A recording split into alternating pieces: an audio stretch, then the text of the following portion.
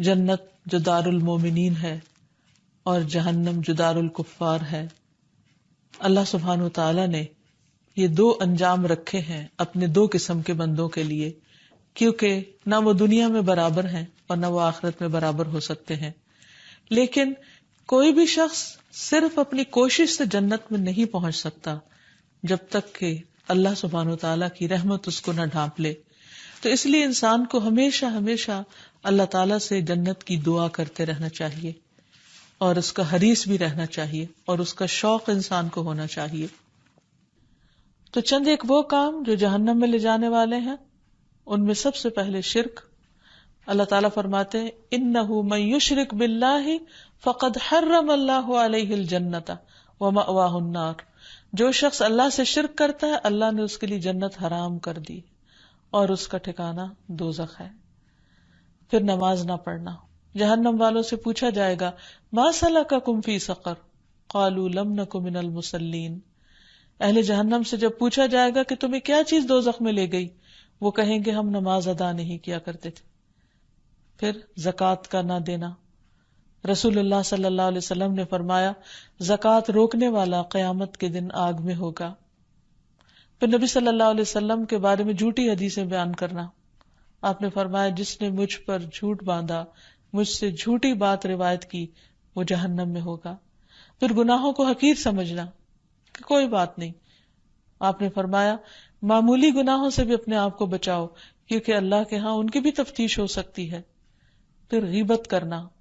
رسول اللہ صلی اللہ علیہ وسلم نے فرمایا جب مجھے معراج کرائی گئی تو میں ایک قوم سے گزرا کہ ان کے ناخن تانبے کے تھے اور ان ناخنوں سے وہ اپنے چہرے اور سینے کے گوشت کو نوچ رہے تھے، کھرچ رہے تھے.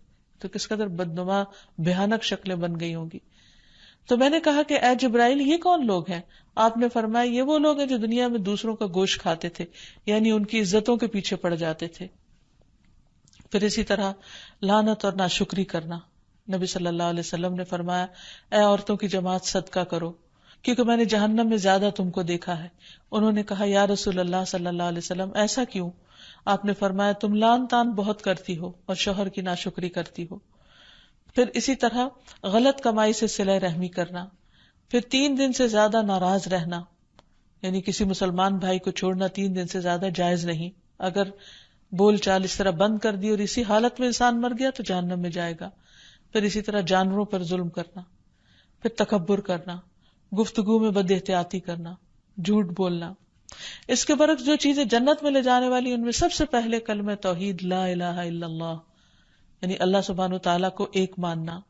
نبی صلی اللہ علیہ وسلم کی اطاعت کرنا کیونکہ آپ نے فرمایا من اطاعنی دخل الجنہ، جو میری اطاعت کرے گا وہ جنت میں داخل ہوگا. پھر بنیادی عبادات کی پابندی کرنا. آپ صلی اللہ علیہ وسلم نے فرمایا جو شخص اللہ اور اس کے رسول پر ایمان لائے اور نماز قائم کرے اور رمضان کے روزے رکھے تو اللہ پر حق ہے کہ وہ اسے جنت میں داخل کر دے. پھر اس طرح رشتوں کو جوڑنا. ایک آدمی نبی صلی اللہ علیہ وسلم کی خدمت میں حاضر ہو کر پوچھنے لگا کہ مجھے ایسا عمل بتا دیجئے جو مجھے جنت کے قریب کر دے اور دوزخ سے دور کر دے. آپ نے فرمایا اللہ کی عبادت کرو اور اس کے ساتھ کسی کو شریک نہ کرو، نماز قائم کرو، زکوٰۃ ادا کرو اور اپنے رشتہ داروں سے صلہ رحمی کرو. پھر اسی طرح اللہ کی اطاعت کے ساتھ ساتھ شوہر کی فرما برداری کرنا. رسول اللہ صلی اللہ علیہ وسلم نے فرمایا جو عورت 5 وقت نماز پڑھتی، رمضان کے روزے رکھتی ہے، اپنی شرمگاہ کی حفاظت کرتی ہے، اپنے شوہر کی اطاعت کرتی ہے، اس سے کہا جائے گا کہ جنت کے جس دروازے سے چاہو داخل ہو جاؤ. پھر اسی طرح اچھا بولنا، کھانا کھلانا، سلام کو عام کرنا. ہانی بن یزید کہتے ہیں کہ میں نے کہا اللہ کے رسول صلی اللہ علیہ وسلم کون سی چیز جنت کو واجب کرتی ہے؟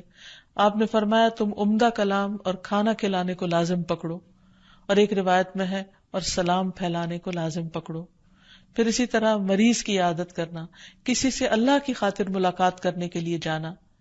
جب ایک انسان اپنے کسی بھائی کی عیادت کے لیے ملاقات کے لیے نکلتا ہے تو فرشتہ اعلان کرتا ہے تم بھی پاک ہو، تمہارا جینا بھی پاک ہے اور تم نے جنت میں گھر بنا لیا. پھر اسی طرح سچائی اختیار کرنا، راستے سے تکلیف دہ چیز کو ہٹا دینا، اللہ تعالیٰ کے 99 ناموں کو محفوظ رکھنا، یہ تمام چیزیں انسان کو جنت میں داخل کرنے والی ہیں. پھر اسی طرح رسول اللہ صلی اللہ علیہ وسلم نے جہنم سے پناہ مانگنے کا حکم دیا تھا.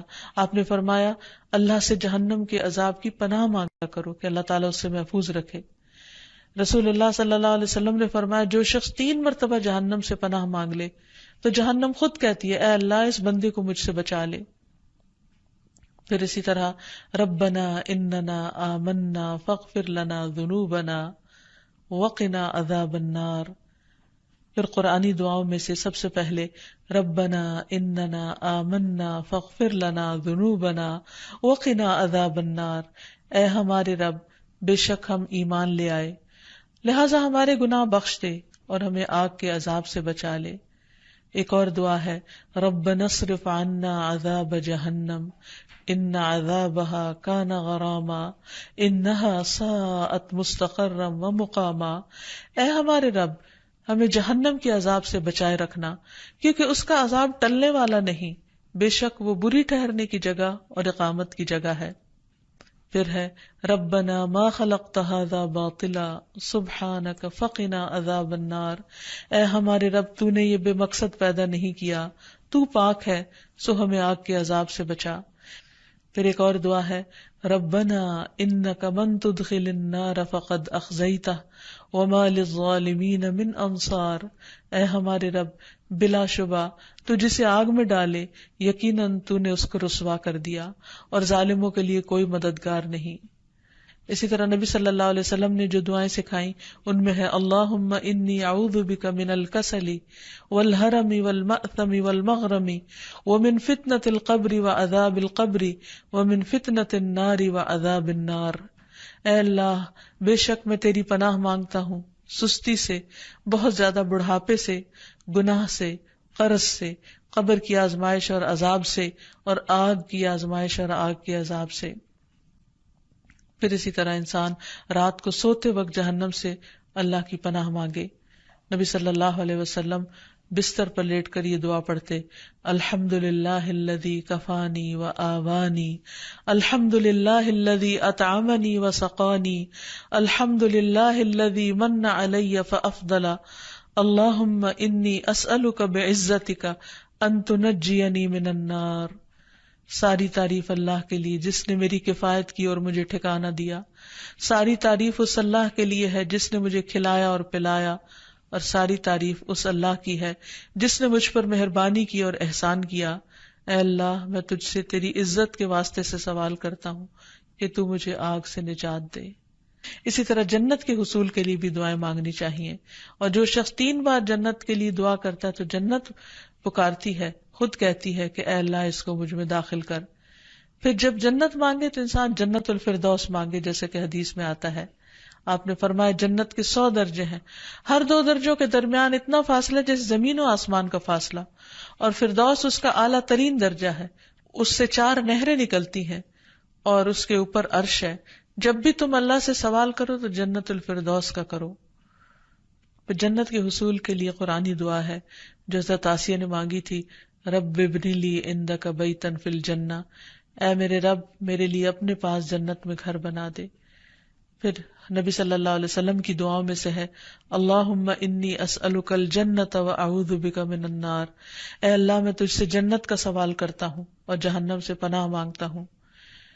پھر جنت میں نبی صلی اللہ علیہ وسلم کی رفاقت مانگنا. اللہم انی اسألک ایمانا لا یرتد ونعیما لا ینفد ومرافقۃ محمد فی اعلی جنت الخلد. اے اللہ میں آپ سے ایسے ایمان کا سوال کرتا ہوں جس میں کبھی ارتداد نہ آئے، یعنی اس سے کبھی نہ پھروں. ایسی نعمتوں کا سوال کرتا ہوں جو کبھی ختم نہ ہو، اور ہمیشہ کی جنت کے بلند حصے میں محمد صلی اللہ علیہ وسلم کی رفاقت کا سوال کرتا ہوں. اور اللہ سے جنت کے قریب لے جانے والے قول اور عمل کا بھی سوال کرنا چاہیے. اللہم انی اسألک الجنۃ وما قرب الیہا من قول او عمل واعوذ بک من النار وما قرب الیہا من قول او عمل.